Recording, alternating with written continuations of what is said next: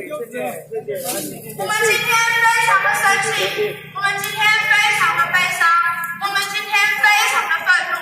我们拿着金资本家有政治先机，我们只有过劳的基石。我们拿过劳的基石替我们过劳死的工人感到悲伤，感到愤怒，感到生气。我们的民进党，他现在在做的事情，就是残害年轻人的未来，就是给年轻人没有希望的就业市场，就是给年轻人一点希望都没有，一点希望都没有。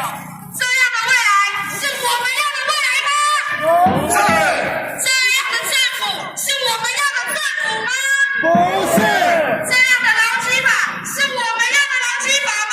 不是。无耻蔡英文！无耻蔡英文！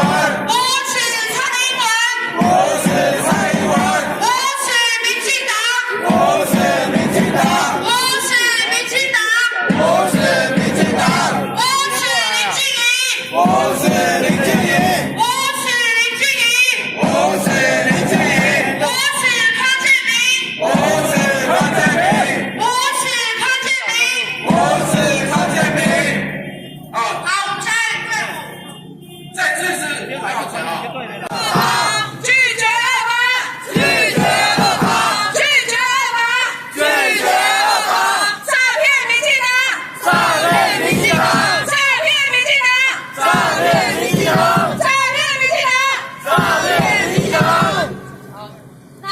好，各位，我们已经针对这个劳基法修正草案抗议了3天，发红了3天，淋雨了3天，大家有看对不对？无耻民进党！无耻民进党！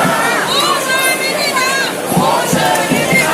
既然民党这么爱钱，什么东京老板的，什么东京资本家的，待会儿把我们手上所有的名字通通送给他当好不好？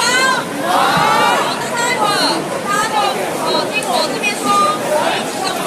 那另外，我们年轻人在这一次的抗争，出来抗议的有非常多，尽管现在已经是期末考周，大家还是在现场，对不对？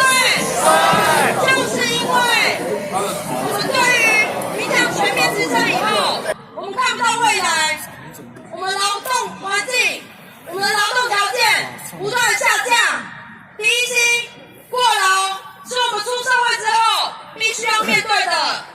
而这个民进党带给我们的是眼前一片的迷茫，是看不到的未来。